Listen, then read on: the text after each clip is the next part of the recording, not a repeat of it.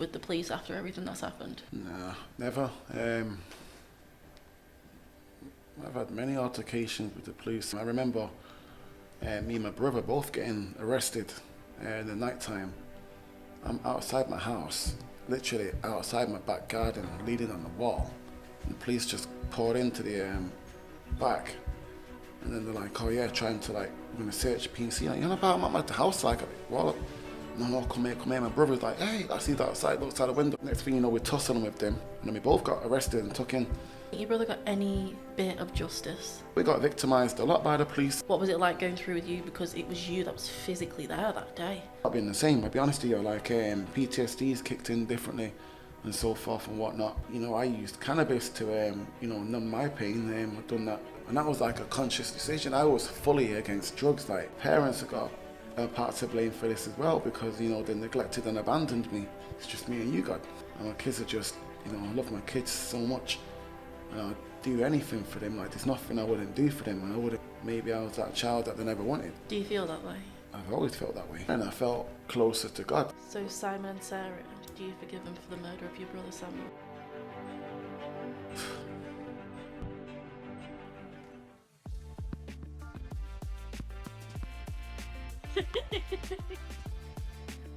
Hello and welcome back to Christian Catch Up. I am your host Chloe Knight, and today I have an amazing guest who will be continuing his story. Before we get into it, please don't forget to like, share and subscribe, and of course do not forget to follow us on Instagram and TikTok. Thank you. So what was it? Can you even rebuild your trust with the police after everything that's happened? Nah, never. I've had many altercations with the police. I remember me and my brother both getting arrested in the night time. I'm outside my house, literally outside my back garden, leaning on the wall. And the police just poured into the back. And then they're like, oh yeah, trying to like, we're gonna search PC. Like, you know about I'm at the house, like, well, no, come here, come here. My brother's like, hey, I see that outside, looks out the window. He's like, wait, get off him, like, stay there. And then he comes down. Then next thing you know, we're tussling with them. And then we both got arrested and took in. And we got the out later on, and I had to walk home. It's like, do you know what I mean? For what reason? Like, we got victimized a lot by the police. A lot, man. Um, no, I just thought I have zero tolerance for them, like, literally. But I know how to play the game now, innit? It's like, if you got a reason to stop them, you know, then you get on your bike, innit? Like, yeah, I don't play games with them. Just don't. Did you, when you're going through court proceedings, a lot of online and, like with BBC dramas, people think it's just a 1 day situation, one bam done. It's No, just obviously not that.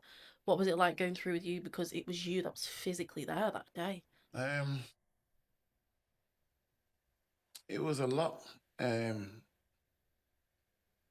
gotta go there every day, and then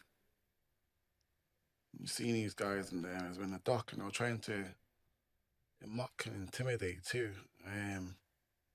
Intimidate you? And like, wrong guy to intimidate. Yeah. Yeah. And trying to get you angry and stuff in it so that you snap on it because they're trying to, trying to portray that you got a bad character in it, telling stuff to the cops like, yeah, he's a gang member, he's a bad guy, always like he's scared for his life and whatever. Like, stop it. Like, yeah, all that. One thing I gotta point out though, because a lot of people forget this. And I've been having a situation with probation because I bumped into the guy. The guy's out of jail now. And I got into the gym a year ago and I bumped into the guy in there and it was like, okay, I'm going to jail now. I'm going to kill this guy. Like, don't ask me how that happened. That should never have happened. Like, honestly, since last year, I've not been the same. I'll be honest with you, like, PTSD's kicked in differently and so forth and whatnot. What happened when you seen him? I thought I was seeing things at first. I thought I was seeing things. And then I'm like, are you crazy? Like, what the hell? And then I walked out of the gym. I'm like, what's going on? And then I walk back in, and I'm like, okay, like, I'm gonna do this. I'm like, what's going on? Like, I confronted him. Um, I didn't really show any remorse. He was trying to act tough. And I'm like, no, like, no. Nothing, no remorse, no. Like, he was trying to act tough, but, without fear. Like, I'm not a little guy. Mm-hmm. Like, yeah, I'll break him in half. Like, I'm not a little guy, and I got every right to. And there's so many weights around, I could just split his head open with. Um, I call my friend. So, this is what I was touching on. Um, I called my friend. I've not seen much of my friend as well over the years. Everyone's got their own lives now, families and so forth and whatnot. But I didn't know who to call. I called my dad, called my sister, and they're telling me to leave. And I'm like, are you mad? Like, kill this guy. Like, and I call my friend, and he's like, I'm coming down there now. Was that the same guy that was with you that night? Yeah, that day. And yeah, and this is what I was touching on. Like, so my big brother was my big brother, but he was also like, big brother to my friends as well. Like, he's a big brother to all of us. Like, a group of them, they love them same way. And everyone forgets that my friend went through the exact same ordeal as me. And everyone seems to forget that all the time. Um, I went through it, but everything that I went through, he did. And it's like, no one stops to think about that. Like, do you know what I mean? He went through what I went through. Same way that I suffered PTSD, so will he. Same way that I hurt, so will he. Um, you know, um, but everyone forgets. And it's like, I had to contact the probation, like he's taking the mic. Like, oh, is this guy even here? So you didn't know he was even out? No. And I'm like, he's what? Less than a mile away from my mum's house at this gym. I'm like, are you taking the mic? Like, I have the right to do what I want to do. Like, and if I did, I'm not being held accountable for that. You should put him back in the vicinity for that to happen. Not even in Manchester. Exactly. Like, but why was I not notified? Why was I not at the parole hearing or whatever? Like, like, I've got kids too and so forth. And, my brother's got a child too, who's no longer a child. So, there's all these factors. Do you know what I mean? Like, poor boy has to grow with no dad because of this guy. So it's like, what do you think he's gonna do when he sees this guy? Like, he saw that.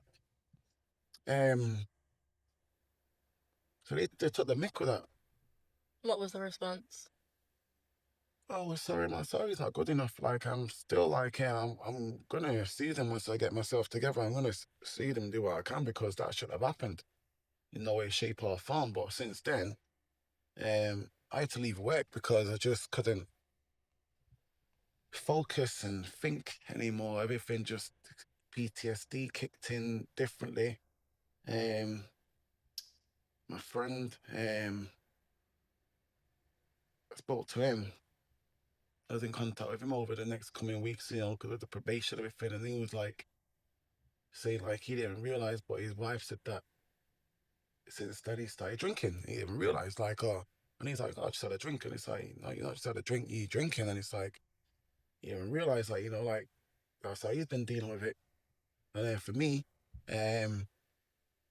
I used cannabis to, numb my pain. I've done that since I was 19, since he went.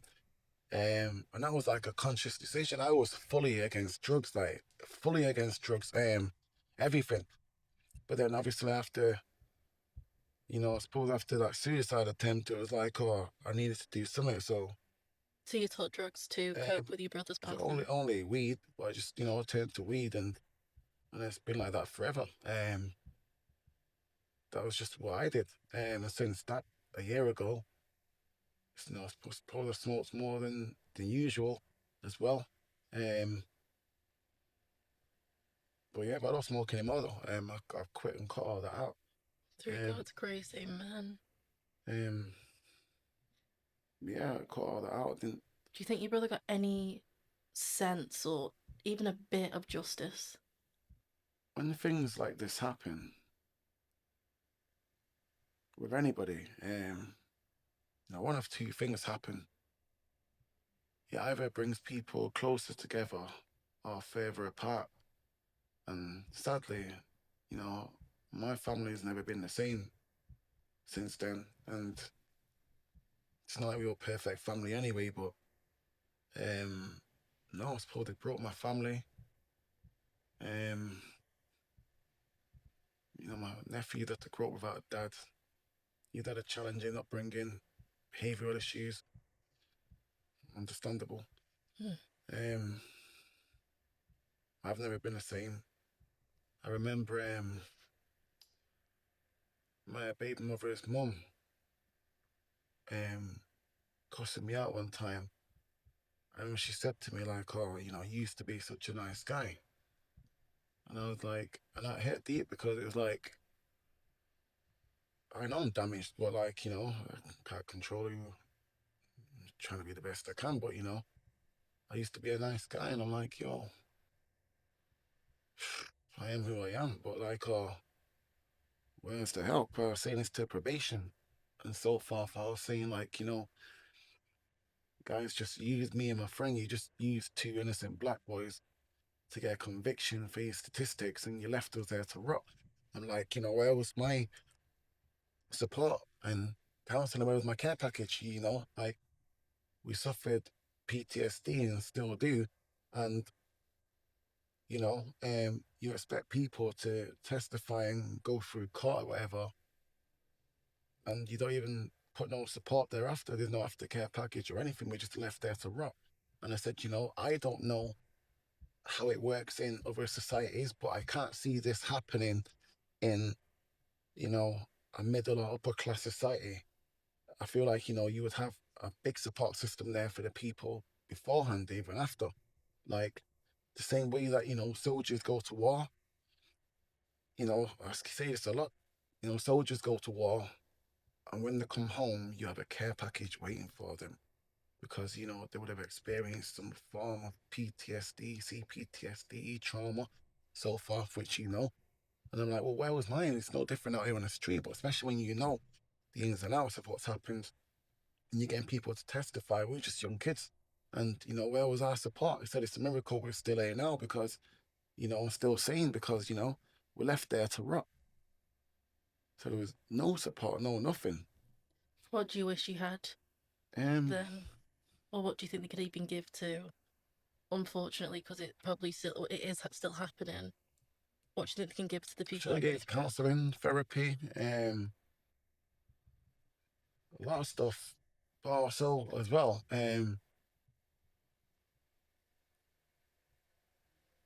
my parents have got a part to blame for this as well because, they neglected and abandoned me. Um, yeah, they should have been there. They neglected me and abandoned me. Have you forgiven them for that part? So, I forgive for the past, innit? Do you know what I mean? And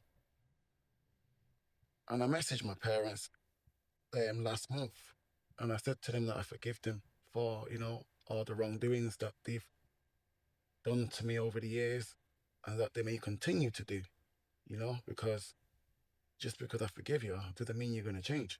Hmm. So, you forgive me for what you may still continue to do. But I've had to learn now that, I get my unconditional love from my Heavenly Father. Amen. And you guys are just my fleshly parents that are flawed in many ways. And, it is what it is. I wish you would have been the parents that I wanted, but you're not, My dad, he's a religious man.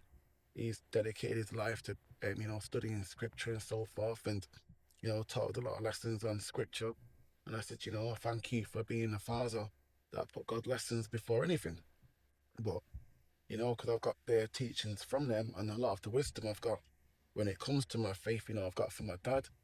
Um, a lot of text broken down and that a lot of people can't understand and break down. It's given me a lot of wisdom with that. But at the same time, where's the compassion, and the love, which obviously I lacked. And, no child should grow up, feeling unloved. Um, What was the response? um, my dad's response is typical. It was, bear them by their fruits. So, he's pleased with what I said, because it falls in line with, God's teachings. But you're still not acknowledging that you've abandoned me and left me and whatever. You're not bothered about that. You're not bothered about the pain I've endured and what you inflicted upon me yourself in my childhood. And, the psychological stress and trauma I've had to go through on my own and the abandonment issues, you've just disregarded that because, you think it's easier to just brush it off to, like, God. My mum didn't give me any response. Um, no response at all. Um, and Did you ever find out why she didn't respond? um,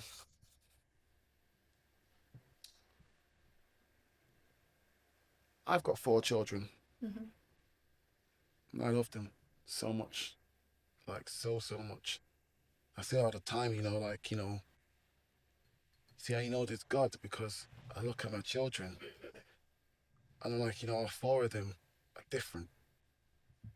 They're all different, but they're all perfect. All of them are perfect and different. And how can God create perfection and again perfection, but it's different, but it's still perfect? Mm. And my kids are just, I love my kids so much, and I'd do anything for them. Like there's nothing I wouldn't do for them, and I wouldn't want my kids to ever feel the way that I do. I tell my kids I love them constantly. The little ones constantly, like constant. The big ones, I message them weekly and so forth, and tell them I love them and so forth because they need to know. Like if I was to pass away right now, at least you know that your dad loved you. Like you know what I mean. Um, so when it comes down to my parents, the only thing I can say is, you know, like my father says, bear them by the fruits. So maybe I was that child that they never wanted. Um, Do you feel that way? I've always felt that way. I've always felt that way. Um, always. Do you think they? Do you think there's any blame on you for what happened on May 31st? Yeah. Even though I had nothing to do with anything. Um, how I've always felt is I've always felt that they wished it was me that went instead of my brother. Um, my parents it's like my dad would call himself, you fleshly parents. And I'm like, what a way to put it, like, and it's like I know that you still love me. I just, just wish that you would just say it, which will put me at peace because you don't have to second, triple, quadruple guess why, I'm treated the way I am and abandoned and neglected. Because again, I've got my own children and it's like, it's not love because I know what love is. And, just that argument of, they had a hard upbringing themselves and that, well, my upbringing was disgusting. And, I learned to do the opposite with my kids, what I've endured. It's, easy to make sure that they don't endure. And I'm not saying I'm a perfect parent, I'm not. We all make mistakes. Um, But I love my children, and they know that. They know that because I tell them that. My parents don't tell me. They don't. Um, So you drill it into them. Your dad loves you. Your dad loves oh, you. Your yes, I dad tell loves them all the time, like, like, literally, someone get a text from like, I love you, son. Like, you know what I mean? I always like, make you. sure, like, yeah. And the big boys too, like, so they're outliving their lives too, innit? But, like, dad loves you and I'm always here, always here. Um, my eldest son messaged me the other day. He said, that he saw my TikTok post, um, and he was saying that, I'm here to, to talk. Like, I know you might look at me and think, oh, I'm just a kid, but I'm not a kid anymore, innit? Like, I'm here to, you can talk to me. And it's like, I appreciate that, but, you're my son, and you shouldn't have to endure anything for me to put onto you about my problems and so forth. It should be, my parent, and I don't want you to start pretending to be my parent, or do you know what I mean? Um, and at the same time, I'm a man, and this is what men have to do in life. You have to deal with things, you have to go through things, and you have to deal with them alone, and you have to be strong. It's this narrative, but at the same time, it reigns true. Because you have to be strong, because ultimately, I'm here right now because I know it's just me and God. Same way when I was ended up in a bad situation. I was homeless, and I'm sat in my car, and I'm saying, it's just me and you, God. Now, like, I don't take nothing else from me, but I can't take you. You know, um, so things can only get better. But it's just me and God. So I mean, obviously, we're called Christian Catch Up. We're a Christian podcast, and we're going to delve into, obviously, about the tremendous testimony for what you have now, which is an amazing life. And you pour so much into your kids and you love them unconditionally, which is a testament to you, even after all you've been through. I think one thing that we've touched on quite a lot is forgiveness up to now. Even till this day, are you aware your brother's article about him passing is still on the BBC News? what do you mean? Like the article about your brother passing, that's still out there. Do you find that hard with the news and everything still being out there? Um, not really seen it. I don't know. Not seen it. Not seen it. And as for obviously this horrific circumstance that happened in your life, um, both of them, I think it's Simon and Sarah, do you forgive them at all for your brother? It's been like a journey. Like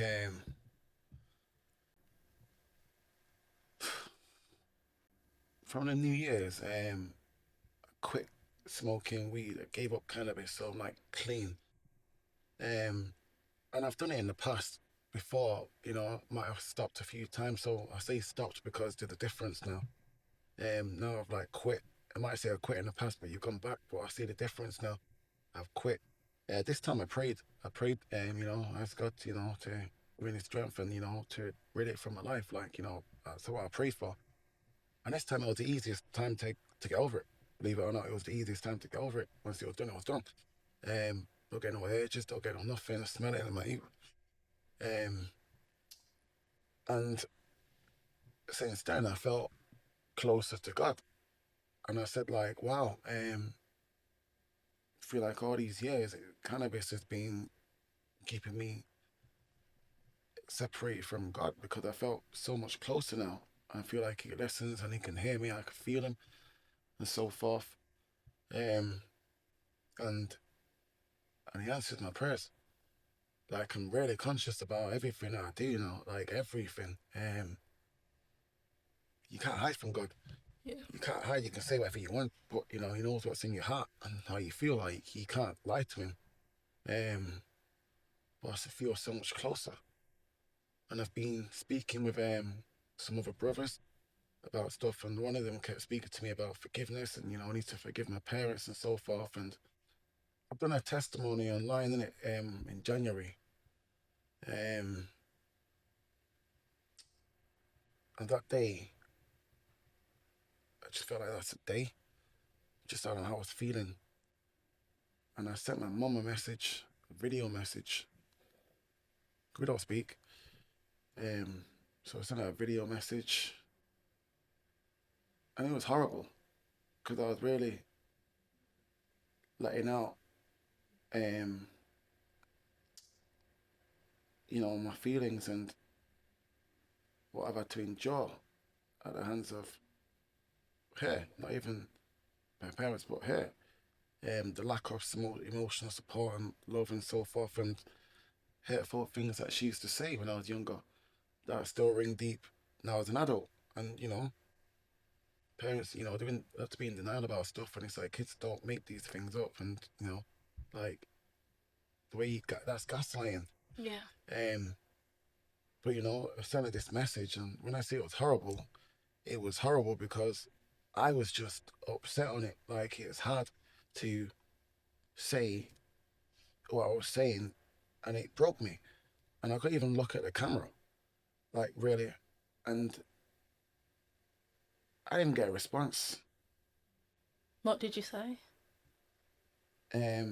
Just how, you know, I felt abandoned and unloved, and that I've never been loved, and that you never wanted me, and that I wish that it was me that went instead of my brother, and just everything from a child. I've felt black sheep and never wanted, and you never tell me that you love me. Do you regret sending it? No, because it's my testimony being honest, and you don't tell people how you feel, they never know. And if you don't let people know where they're going wrong and tiptoe around things, then they'll continue to do the ways that they are. Yeah. But this was the opportunity to, you know, if you did love me and did care, then this would have been an opportunity to, correct how I'm feeling and really address the matter. But I didn't get any response. And then like a week later or so, um, that's when I messaged both of them and told them, forgive them. And my dad responded, how he responded, bearing by the fruits and so forth. And like, yeah, um, he was, he said, the part where I said that, thank you for being a father that put God's teachings before anything. He said that really got to him, made him feel emotional. And it's like, but you're still missing what I'm saying. It's not about you. Mm. But at least they responded. My mom didn't respond to anything. Um, so I don't regret any of that. I said what I said because it rang true. So Simon and Sarah, do you forgive them for the murder of your brother Samuel then? So with Sarah, I've learned to tolerate her over the years, tolerate her existence. Um, and for the fact that, she's the mother of my nephew. So, you know, um, I can't be here saying I hate her or whatever because it's Yeah. my nephew's mom. And I love my nephew, it's my last piece of my brother I've got. And I feel for him a lot too. Really do. Well, I feel like I miss, I can't imagine what he does. He doesn't know his dad. He just hears about him from everyone, hears great things. And it's like, it's sad. So, you know, um, I suppose I already have forgiven Sarah because if I didn't, then the darkness would have took over me. As for Simon, um,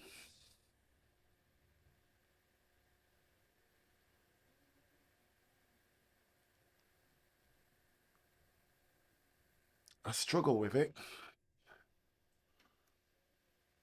but I feel like it's for two reasons though. Um, it comes down to like identity crisis because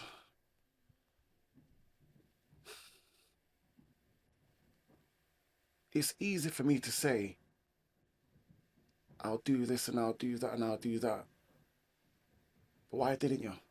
Because the opportunity was there. Is You that like when you seen him in the gym or something? exactly the Okay. opportunity was there. You know, like so why didn't you? It's not because you were scared. To be honest,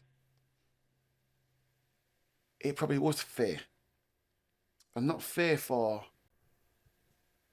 my life in a sense where he's gonna harm me. No, not at all. It's fear of my kids growing up now, having to grow without a dad, Mm. and me not being able to see my kids, and I couldn't like.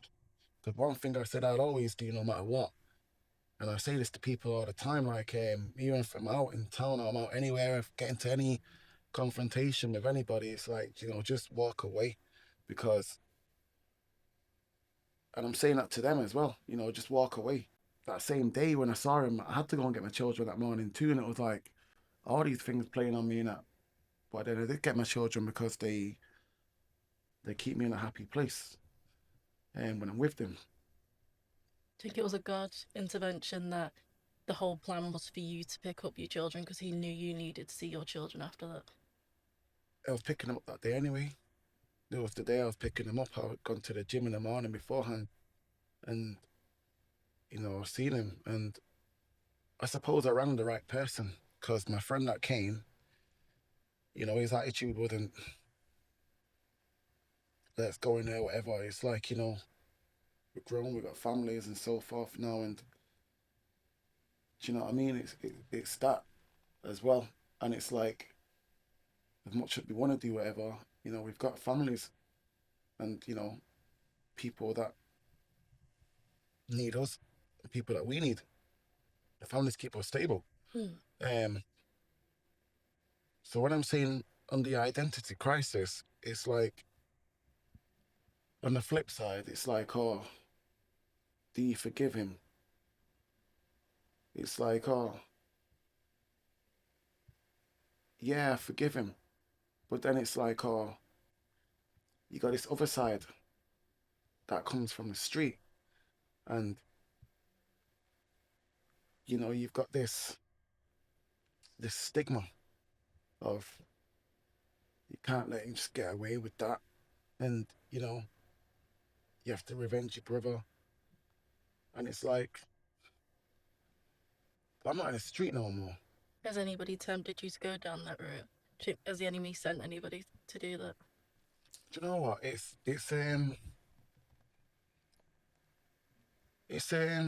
a funny one, because I surround myself with good people now. Mm. So So you don't have anybody from your old life in your current life now um that haven't evolved like you? no, I don't. I keep away from all that. So no, I don't. I'm not a hypocrite, so I can't be here like I've changed my life, but then still involved in certain things. Like Yeah. I just don't. You know what I mean? Stay away from certain types of people. If it's high and by. But so I don't have bad people around me to affect my energy, and to try and rub off me with any bad motives or intentions. I just don't. Like I try to stay around my Christian brothers now. Give you wisdom and clarity on situations, which we do, but you speak. Um, so What advice would you give to people who are going through the trenches of learning how to forgive when you've done so, I dare say, but well at trying to forgive people because you've been portrayed at the highest rate you possibly could have? um, Somebody was in your position, figuring out how to forgive. What would you say to them? you gotta get closer to God, Mm. because ultimately it's God that I don't wanna let down. Um, ultimately, I recognize throughout my life, He's always been with me. My friend always said, like, you're a chosen one, you're a chosen one, like, yeah, he's always had his eye on you. And it's like, I look back at loads of situations and I'm like, yeah, that rings true. Like, there's so many situations. I was in a car accident once in Spain. Um, I got spiked. I got spiked.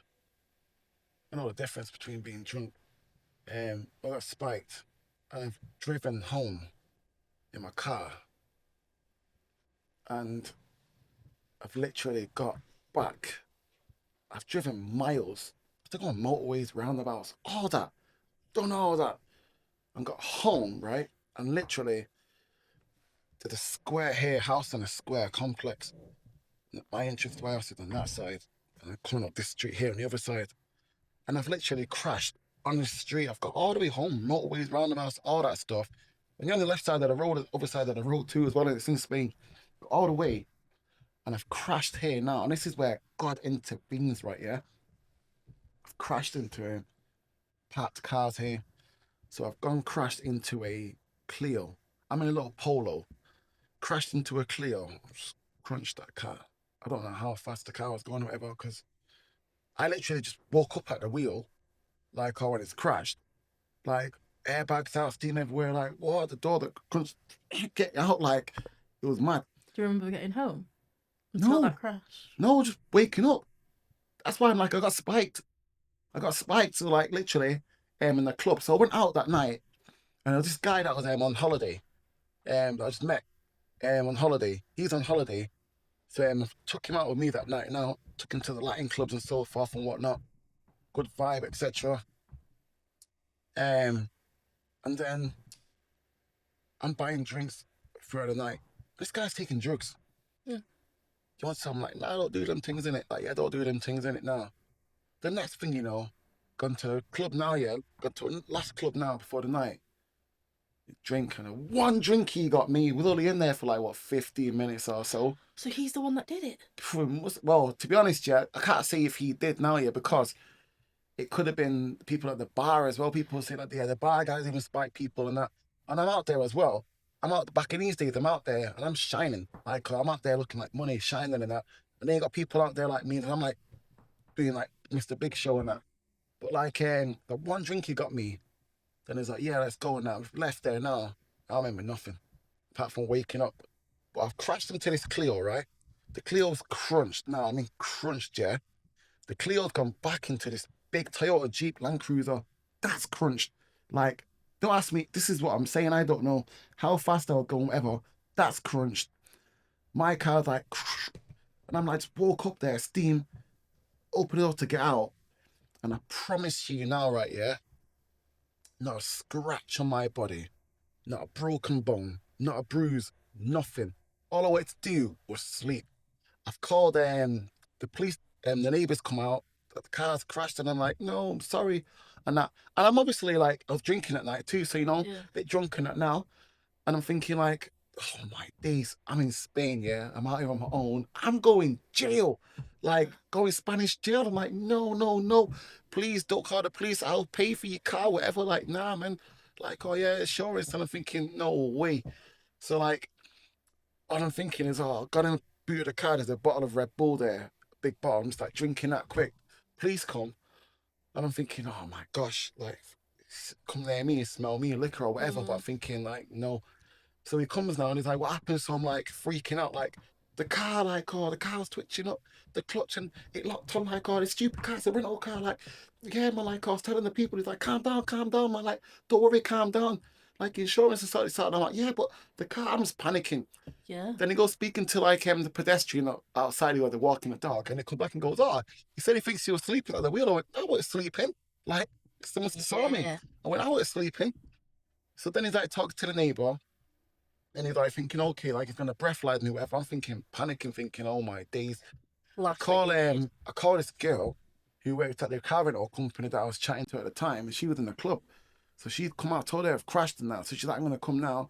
Came now, yeah. Pulled onto the street. She's seen the mess and she's like, and he's trying to think the police guy goes off straight away to her. Don't worry, he wasn't drinking, I breathalyzed him. Like, and I'm like, hey, and I'm like, just save me. And I thought, yeah, like he's like, so he's not gonna breathalyze me now. Like, he must have thought, oh, your girlfriend's come now, she's panicking. He's like, he wasn't drinking. And he's looking out for me. And then he's like saying to me, yeah, don't worry, man, like insurance sorted this out. And he's like, yeah, where do you live? I want to live here, man. He's like, I live in the village too. And he's like, yeah, maybe I'll see you in the village another time, different circumstances. I'm like, if you see me in the village, the drinks are on me. Like, yeah, Genuinely. literally. Like, oh, so then, like, took all the car away, etc. The tow truck and all that come. And sat with her, just like, oh, man, can't believe it, man. And she's like, yeah, you're probably going to be able to get a car again from the company. And I'm like, damn, because that's how I was out there with cars. So then I go back now, yeah, to my friend's house where I was staying. Now, because I was trying to call my friend as well in the night. Um, where I was staying, her and her husband are just sleeping in bed, like I'm not answering the phone. Then I've come in. When I've come in the morning, I'm coming about 7 now after the car's taken everything and whatnot. I've just gone into my room and gone to bed.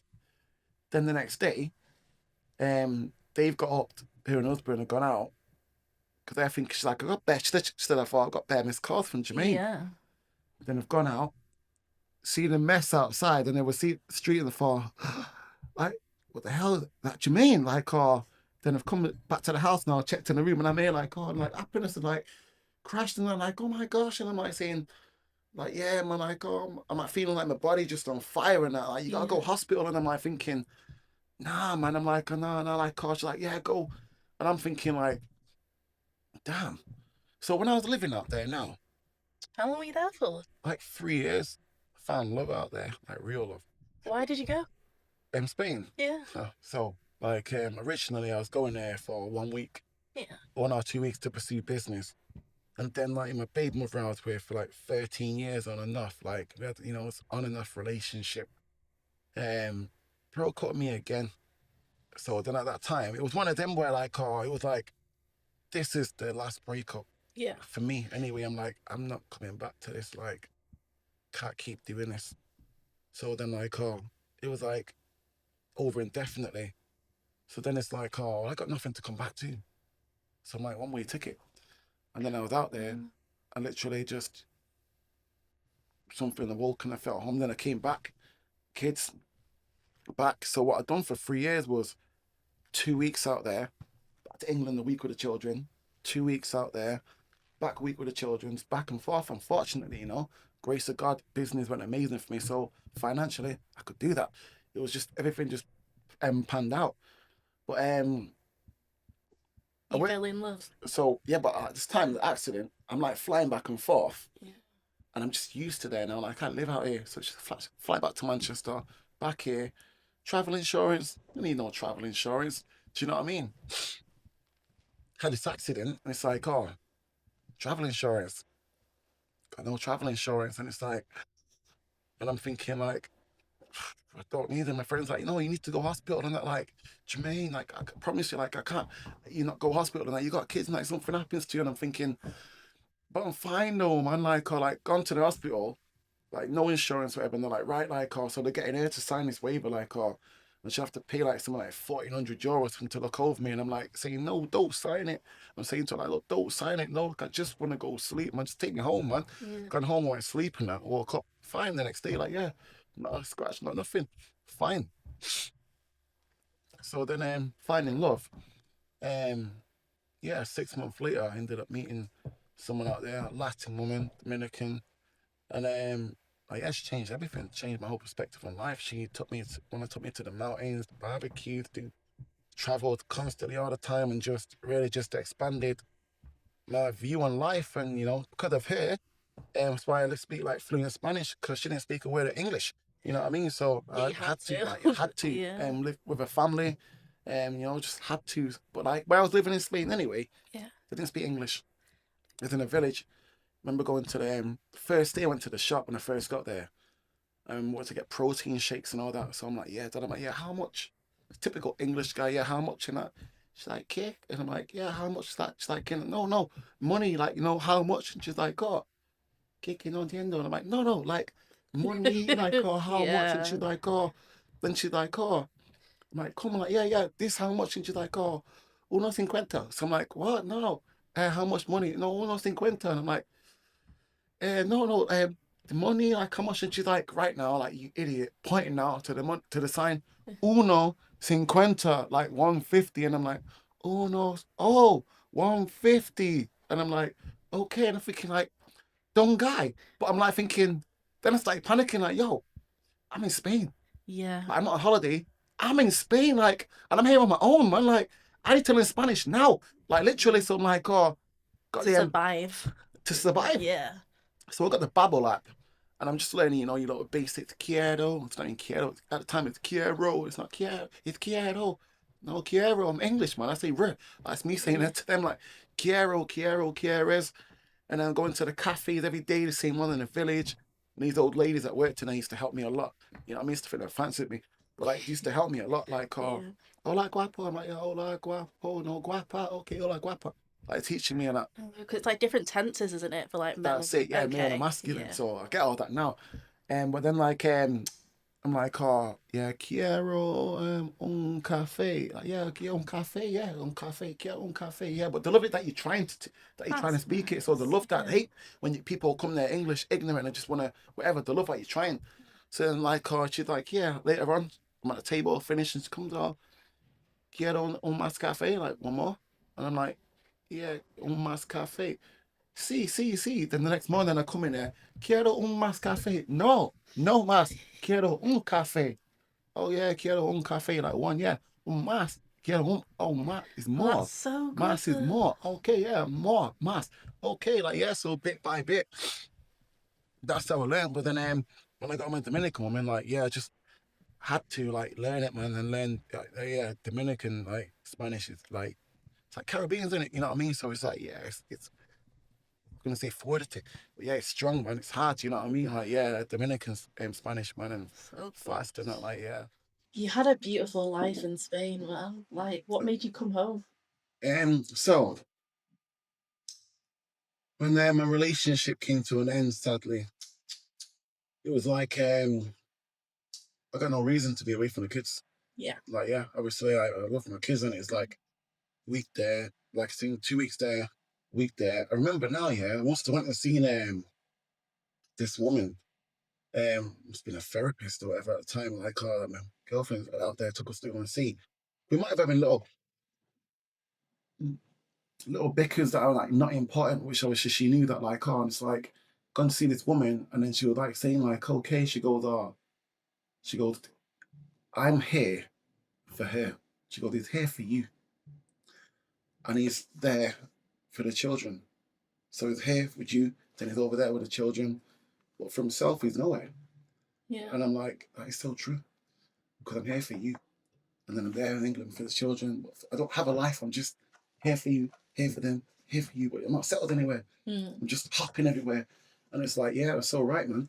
Like, but when that came to an end, it was like, you know, I had no reason to be away from the children, so I came back. But I couldn't move out there again. Now I could no, don't. I could live there, Yeah. but I couldn't leave the children. Nah. Bring them with you. I'd happily bring them with me, but I Yeah. couldn't go do 2 weeks there, then a week here. A lot of people say, yeah, you can do it, go and do it. And I'm like, nah, I'm so tight with my kids. Like, no way. Like, I see them all the time. Do you know what I mean? So, nah, if they need me right now, I'm there. New Year's for 2026 for you has been so impressive. Like, you've stopped drugs. We've spoke about previously on a phone call about you've naturally just gone into a celibacy journey. So how's that been for you? Was it hard at the start and has it got easier? No, celibacy. Both of them. Oh, well, celibacy. I'm getting it. But like, it's like I started thinking about like my life and like things that I want and what I've not got. And it's like, you know, I've always wanted a family. And, you know, I'm not in a family now. I've got my children all the time, but it's not like I'm in a family. Do you know what I mean? I hate being a part time dad. I say all the time, like, you know, I wish I could have my kids full time and let you see them on the weekend. Do you know what I mean? Um, so, you know, I always wanted to be in a family. And, you know, I've always wanted to get married. And I'm like, why have I never been married? Um, What's the answer to that? After I broke up with my baby mother, and then I got with my ex in Spain, that was just overwhelming. Mm. Yeah, and she was really beautiful, and I didn't imagine to get with a woman like that. And really beautiful, really, really strong woman, like, yeah. And it just, it's one of them really overwhelming and so forth. And it's a case, you just enjoying the relationship. But, when it comes to marriage, it's like, now, it's like, oh, you got to date with the intention of getting married. Yeah. Otherwise, you just playing around and, Wasting time. exactly. And that's exactly what it is. Like, I'm not saying I wasted my time with either. Got amazing If children anything, out of it. I should have married my baby mother, if anything. But if it was meant to be, it would have happened. But like, because I have my family. But and then my ex in Spain as well. Like, say that, like, say you shoulda, coulda, woulda. But like, ultimately, like, for me now, it's like, if you ain't got a relationship with God, then you can't have one with me. Because it's Yeah. like we're on two different paths, and like, when you get married and so forth, it's got to be with everything with God. That way, when you get into, everybody argues, you have problems. It's how you deal with them. You got, I always say you got three different options. You can run to your friends, you can run to the clubs or whatever, or you can run to God. And if you run to God, then you'll always be all right. You run to God, pray to God, sort your problems out. If you get into a relationship and a marriage and it's all based through God, then your ego and your pride goes out the window and you do what's right for the family and what God would want. Do you know what I mean? You handle your situations differently and better. Rather than me, me, me, me, me. I'm upset. I'm upset. Like, you know, um, So both of them elements, were they, since you've given it up at the start of the year, has it been leaning on the strength of him, basically?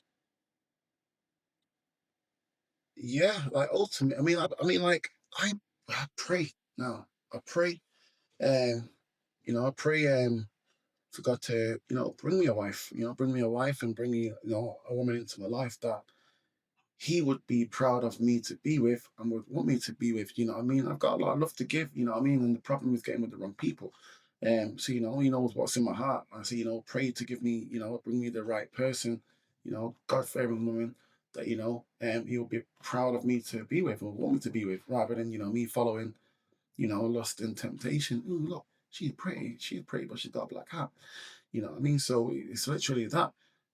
So I pray for that. And, don't get me wrong, I might get attention from people pop up. And I'm like, you gotta look for the signs. Do you know what I mean? Because, there'll be signs. And like also as well, because I'm purposely speaking that into existence, and this is what I want. God, bring me a woman into my life. I know, obviously, the dark side is going to be like, yeah, I'm going to send someone for you. Do you know what I mean? So I'll be sending other people. I say to people, watch out for these Delilahs and Jezebels that all come in. So I look out for them. Like, but you bear them by the fruits. Um, but ultimately, um, it's not about sex. It's not about sex. It's not that at all. It's about love and companionship. So um, that's what I'm looking for now. Do you know what I mean? Looking for that. So I know when I see it, people might speak to people. People might, pursue me, jump in bed with me, and I'm like, well, there you go. Like, you like what you see. You don't know what's inside. You know what I mean? Like, How'd you stay away from that temptation? hmm? How'd you stay away from temptation? How do you say from temptation? When all these girls like jumping into like your DMs or whatever they might be Do you messaging know you. what? It's one of them. Like, it doesn't. So I've always been a complex, always been a complex guy. You've always had to stimulate my mind in it. Like, the body's just not never been good enough for me. You got to stimulate my mind. So, at the same time, I used to always say now that I'm not an easy guy to be with, and that, what I mean? But I don't think that's true at all. I am an easy guy to be with. Why It's did just you say that? why I used to always say that because like big personality. Mm. You know, definitely got ADHD, which I, know that myself, but it is what it is. Like how it's not all bad. It just depends if you see the quality or not. I would say that, borderline or probably on, some part of the spectrum or whatever, because I'm just different in the way I think or whatever. But, not everybody will appreciate those qualities. Do you know what I mean? I would say I'm not everyone's cup of tea, but if I'm in your cup of tea, it's gonna be the best tea you ever drink in your life and all that. So, I'm not for everyone, but then I'm like, actually, I'm easy to be with, it's just one of them. Um, you gotta find the right person. So now it's like, if you value me for, who I am Yeah. beyond the physical, then it's that right there. Do you know what I mean? I know what I'm looking for, like, you know what I mean, um, and it's again, it's like, it comes down to, companionship and love, and that goes beyond the physical. And like, I know your dad was religious growing up, but when did you have your own personal encounter with God? So you had the relationship that you do now with him. I've always had an on-off relationship with God, like always. When I was in my acting days, I suppose things got a bit, say, misty. But I've always had When you that, say misty, what do you mean? like, start researching alternatives, looking into, Egyptology, and, talk about, law of attraction, all this Mm. stuff that are pushing in that industry, do you know what I mean? And whatnot. But everything goes back to God. It was never a case of like, oh, me, me, me, me, me. Everything always goes back to God. Always. And I used to always say, like, I just, oh, I'm just a lucky guy. The guy that seems to, everything will work out for me. And I'm like, oh, because I'm God's child. Do you know what I mean? Like, yeah, like God looks out for me, man. Like literally, always said that. And follow the signs. Do you know what I mean? You gotta follow the signs, man. Like God will present you signs in it. God's always spoken to me. So always, some people might not understand this now. Uh, I'll tell you something deep now as well. So like, I've always had dreams and see the future. Always though, like have dreams and see the future. Might be a case of me being here right now. I'm not saying I've dropped this, but like it might be a case of me being here right now. It will always hit me at random. It could be anything random. It might have a random conversation or something that I might be like, whoa, like I've been here before. And it's always like, oh, but when that happens, it's, it's a choice to be made. And you always got to remember like what happened in the dream because, there's a choice to be made. There's a reason why you've been given that vision, do you know what I mean? To try to stop something or whatever, but there's always a choice that's going to be made. But I've always had dreams of the future. And even when I was younger, 18, I'm like, oh, looking to go to jail for a long time. Well, potentially. And everyone's like, yeah, you're going to jail. And it's like, Did you ever spend time in jail then? no. Oh, good. That's good. Well, Obviously been arrested. I I know that. I had dreams. So I had dreams now. Um, I had a dream about this court case, and it's gonna get thrown out or whatever. Which one are you talking about? Oh, a different Yeah. one. Okay, yeah. So then, I sat in the car outside my mum's house. My phone rings. It's withheld, and I'm like, something just hit me, and I went, "This is it." I'm just like, I just like dreams and all that stuff, and I'm like, "This is it." I just knew that it wasn't. I just knew this was gonna happen, and like, I didn't know when. Didn't know when, and we're getting closer and closer to the court date now, and it's 2 weeks before now. Phone rings, withheld. And I'm like, this is it. And it's my solicitor. And this is what I'm saying to you. My solicitor calls me from the office number all the time. Yeah, like an 0161 kind of. Yeah. Yeah. It's withheld now. And I'm like, this is it. I know it's the solicitor. How? Yeah. Calls me and he's like, yeah, want you to come into the office. And I'm like, okay, well, and if you're not up, and he's like, you to come in and I'm thinking, okay, like, what is it gonna be? Okay, and I'm like, this is it. And I get there and he gives me the news, which I knew, and I'm like, okay, and I'm like, I knew this was gonna happen. Did they ever just look at you like, why you're not reacting big enough or anything like that? Because you already knew it was going to happen. Don't know, maybe because they like saying like, you're very lucky and that, like, Yeah. but again, it was God speaking to me. Mhm. Because what he was saying to me, it was God speaking to me, and he's saying like, being lucky, like, look here, sort your life out. Mm. And then, a month later or so, like a month later, my friend messages and he goes, oh, yeah, it's letting you know that I'm getting married and that. And I'm like, getting married? I'm like, bro, I didn't even know you had a girlfriend. I Wow. didn't even know you had a girlfriend. But I said to him straight away, is it her? Yeah. And he's like, yeah. And I'm like, wow. And I went, bro, I dreamt this. And he's like, what? And I said, I didn't even know that you guys were seeing each other or anything. But I had a dream that he's got married, which was random, like just random because it's a random dream. You still got married. And yeah, they got married. And like I said, I dreamt it and that. Like just mad. And I'm like thinking, I got my sight back, but it's just not me. So it's more like prophecy over other people, would you say? I don't know what it. He just gave me that in it, like seeing that, and it happened, and I'm like, no way, like literally, just like couldn't believe it, like literally, you couldn't make it up. And even there, like, how did you know? And I went, I just dreamt it. I don't know. I didn't even know. I just asked you because I saw it in my dream. If you would have told me someone else, I would have been like, oh, all right. Like, do you know what I mean? I just asked you with it here because that was in my dream. Like, yeah, just a weird one. You mentioned prayer before. What's your prayer life like? Prayer. Yeah. Scripture, Bible. That's me, Christianity. Yeah, but that's you. But me, no. This is my way. And like, I'm saying, I can show you this, I can show you that, and got receipts for this and receipts for that, and whatever, whatever. And I'm like, so have I, and they're all there in the book. Everything that you're going to show me and your receipts and all that, with the book, I'm going to show you exactly why those receipts are in your hand and why you believe they're receipts and where they came from. Because it's all in the book. Everything's here in the book, and everything is a fabrication of, of Christ, the Messiah. It was foretold from the beginning of time that he was going to come.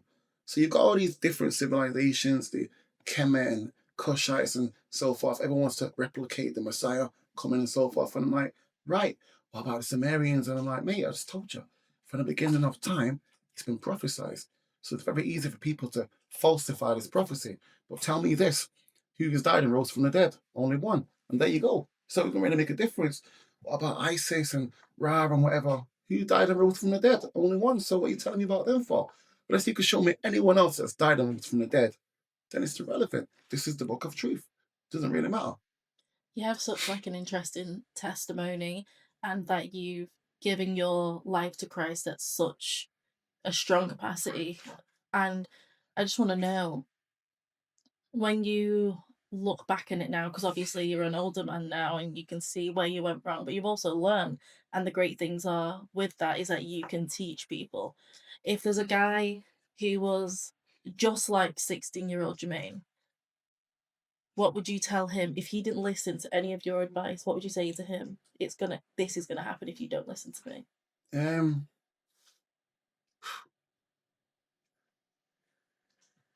if you don't listen to me, I say to everybody, like, you